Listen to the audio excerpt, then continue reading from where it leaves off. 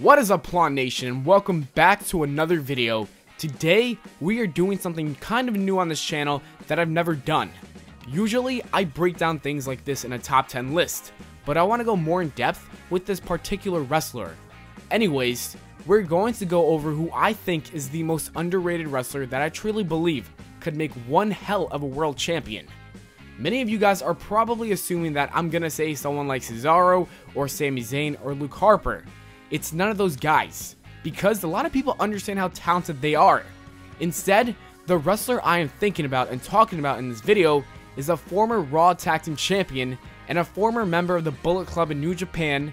Yes, if you've guessed it, Karl Anderson. I am honestly making this video in hopes that people start to realize the amount of talent this guy has. Last night, I came across a video of his match with Shinsuke Nakamura in New Japan Pro Wrestling on YouTube. And holy balls, I never even knew how truly amazing he was. Fast forward to a couple hours later, and I already finished watching about 7 of his matches in New Japan. What I learned from his matches is that he can go with the best of the best. The moveset we see on Raw is a fraction of what he was doing in New Japan.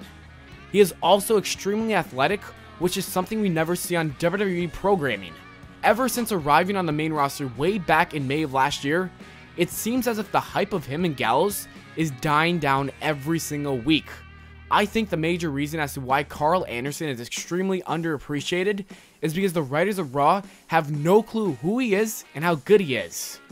WWE's writers are former soap opera writers who know little to nothing about the wrestling aspect of WWE. Therefore, they probably never watched a Karl Anderson match from a different company in their entire lives. Then, they continue to book these guys they don't know at all as losers. Seriously, him and Gallows lost a match to Roman Reigns in a 2-on-1 handicap, which is the worst thing in my opinion. Anyways, this leads to Anderson never getting any offense in, and the crowd never gets the opportunity to see his true talents. Another issue is that Vince McMahon is kind of getting out of touch, especially when it comes from getting new talents around the world. Triple H finds all these guys and he signs them to a contract. But the thing is that Vince McMahon is unaware of who they are, just like the writers of Raw. It was most likely Vince's idea to book them in that match that they lost a handicap match in. Moving on, I want to give reasons as to why I think Karl Anderson should be someone that people start appreciating. The first thing is what I've been mentioning throughout the video multiple times, which is his wrestling ability. If given a ton of time with a very good wrestler, I think Karl Anderson is better than 90% of the roster. He can put on some classics with Finn Balor, AJ Styles, and of course, Shinsuke Nakamura. I wish I could just put up some videos of him wrestling over here on this video, but you already know YouTube is very strict about that and I'm not trying to get a strike. Instead, I will leave links of highlights of his matches in the description below for you guys to watch after you're done with this video. If you end up watching the match highlights, come back to here and comment below what you think of his wrestling abilities. The next reason is because he is pretty good on the mic. It's obvious that you need to be good on the mic in your promos or else you will fail in the WWE.